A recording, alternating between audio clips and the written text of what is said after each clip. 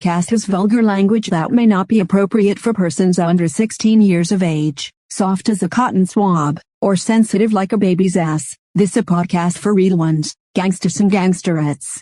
If you don't fit that description, still listen to my shit, with your Bill Bellamy bone structure having asses, laughing like a bitch. Anyway, let's get it.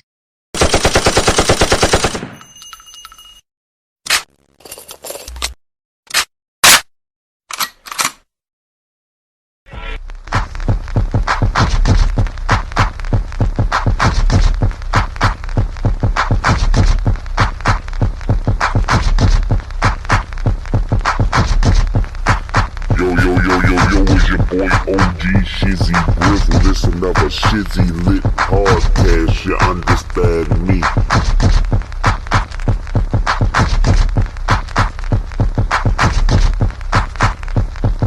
Shizzy Lit Podcast, the best new entertainment podcast of 2021 and beyond, hosted by your boy, OG Shizzy Brizzle.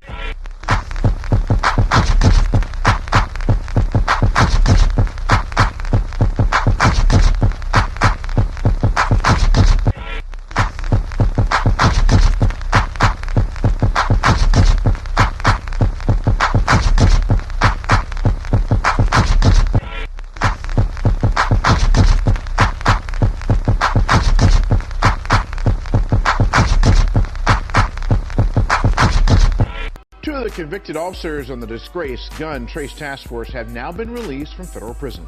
They are the first to be freed in what is the largest corruption scandal in Baltimore police history. WJZ investigator Mike Kellgren is live at City Police headquarters with what we've learned about their early release. Mike.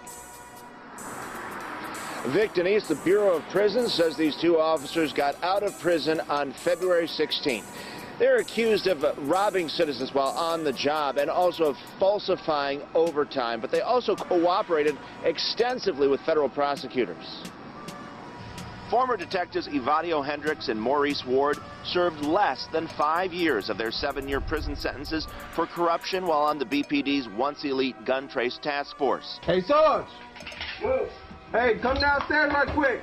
That included breaking into a home and stealing more than $200,000 from this safe, then trying to cover it up. Nobody touches you, understand me right now. I'm keeping the camera rolling. Detective Hendricks' dad told me this on the day his son was sentenced in 2018. Do you feel he's really sorry? Yes. Yes, I do.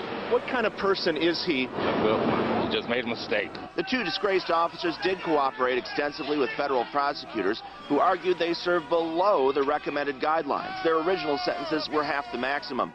Professor David Jaros is with the University of Baltimore School of Law. In addition to not getting infractions and earning their good time credit, they did this additional rehabilitative programming and therefore were able to lop off some additional time. Ward cried in court at sentencing and said he was trying to transfer out of the gun trace task force before he was arrested.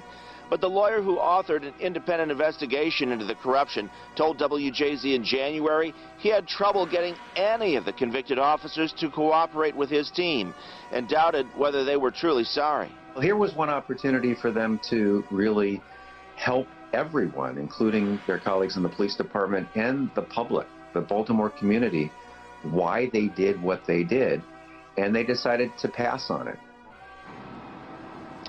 Ward and Hendricks ended up serving 70% of their original sentences. Their supervisor, the ringleader, Sergeant Wayne Jenkins, was sentenced to 25 years behind bars. That's the toughest of all the sentences in this case. Slain homicide detective Sean Suter was on the take. At least convicted gun trace task force detective Mamadou Gondo knew him to be back in 2008 or 2009 when they were both on the same squad. That stunning revelation came in the cross-examination of Gondo, which followed hours of direct questioning by the government this morning. Painstaking testimony that covered everything from, quote, street rips and pocket surfing, stealing money from people on the street, to intel on bigger targets. Gondo testified how at one point Sergeant Wayne Jenkins wanted to focus more on the bigger targets and, in an effort not to get too greedy, wanted 3 of those a year for roughly $100,000 apiece. Quote, it was always about drugs and money, Gondo said of Jenkins. He thrived on it. But Gondo's testimony also implicated Detective Daniel Hersel, who he remembers saying before one robbery, quote, I could use the money. I'm trying to buy a house. Gondo also testified how he was tipped off to this federal investigation 3 separate times. Once by his partner Jamel Ram, who said their old sergeant Tom Allers told him. Once by Detective Maurice Ward, who said a Sergeant Ryan Gwynn told him. And finally, Herschel himself. Wide-ranging testimony that continues to implicate more Baltimore police officers, including now a slain homicide detective. And all of it, University of Maryland law professor Doug Colbert says, only further shakes this city's confidence in its police department. It's very, very disturbing. I mean, these are matters of the highest public interest, the trust of a police officer and of a department. And so it's going to be very difficult for people to know which officers they can trust and which ones are dirty. And putting the entire department on trial is the strategy of the defense. Under an afternoon of cross-examination, Gondo recalled a police-involved shooting in 2009 involving his partner, Jamel Ram.